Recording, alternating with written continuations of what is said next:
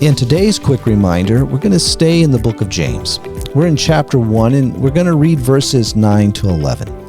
But the brother of humble circumstances is to glory in his high position, and the rich man is to glory in his humiliation, because like flowering grass, he will pass away. For the sun rises with a scorching wind and withers the grass, and its flower falls off, and the beauty of its appearance is destroyed. So too the rich man, in the midst of his pursuits, will fade away. I remember as a little boy, about 5-6 years of age, my grandfather and dad taking me to have the cows branded. It was an interesting thing to watch as a young fella trying to process all that was going on. Watching the branding iron being seared into the side of the cow. My dad explained to me that this mark identified these cows in such a way that all would know they belonged to the owners of the Bar Inn Ranch. You know, in much the same way, we find in this passage that in the time of trial, we are not to find our identity or security in what we long to have or in what we do have, but it is to be found in the one we belong to. We find the word glory in verse 9. It's translated this way in the New American Standard, but other translations interpret it as boast, and both are correct. I have found in the study of this word that it brings an understanding of expressing an unusually high degree of confidence in someone or something being exceptional. I've also found that it could be translated as joy or rejoice, which fits into the context because remember in verse 2 we're to consider it all joy when we encounter various trials. So here we're starting to see a little bit deeper what it means to be joyful, what it means to rejoice in the midst of the trials. In 1 Timothy chapter 4 and verse 2, the word brings with it the idea of searing or branding. So it communicates the mark of identification. James is encouraging the poor brother not to live defeated because his identity is somewhere else than in being poor. And likewise, the rich man is to find his identity somewhere else than him being rich. Their faith in Christ is being tested. It's being proven, according to verse 3.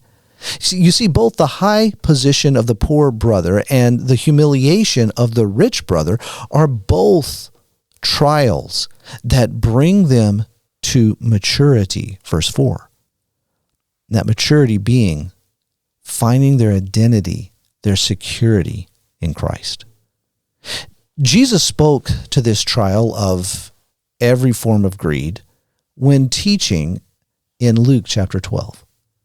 He addresses the rich brother in verse 16 there like this, and he told them a parable saying, "The land of a rich man was very productive, and he began reasoning to himself, saying, 'What shall I do, since I have no place to store my crops?' Then he said, 'This is what I will do. I will tear down my barns and build larger ones, and there I will store all my grain and my goods. And I will say to my soul, soul,'" listen to this now, "soul, you have many goods laid up for many years to come. Take your ease, eat, drink, and be merry." See his security in what he's been able to accomplish and accumulate. And now he can live off of that. But God said to him in verse 20, "You fool, this very night your soul is required of you, and now who will own what you have prepared?" So is the man who stores up treasure for himself and is not rich toward God. Then he addresses the poor man, beginning in verse 22, "And he said to his disciples, 'For this reason I say to you, do not worry about your life as to what you will eat, nor for your body as to what you will put on.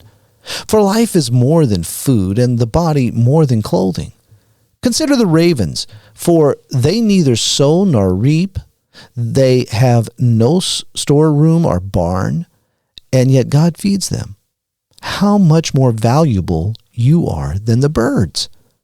And which of you by worrying can add a single hour to his lifespan? If then you cannot do even a very little thing, why do you worry about other matters?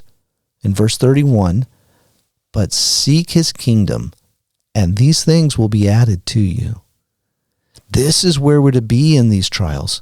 Not with, focused on the accumulation or the retaining of material things, but our heart is to be with Jesus, seeking him and allowing him to do in our heart what he intends to do, to mature us in this life we have been made for, found in Christ.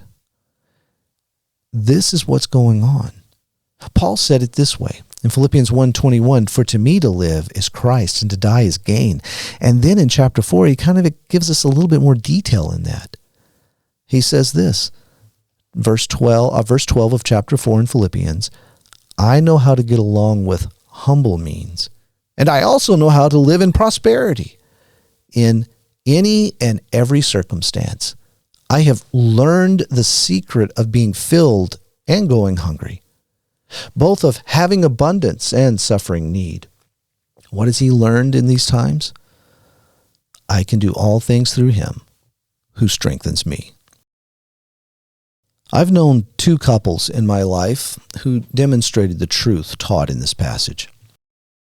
A missionary couple who lived in humble means, but were known not for what they didn't have, but for their generosity in not holding back, but in giving abundantly from what they did have.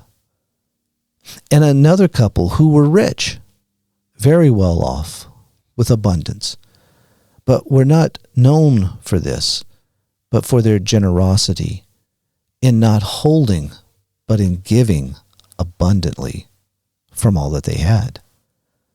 Both couples were not known so much for their lack or abundance of wealth, but for the fact that they gloried in belonging to Jesus, for being branded as his. Jesus is our high position, and Jesus is our humiliation, and we are to glory, boast in him.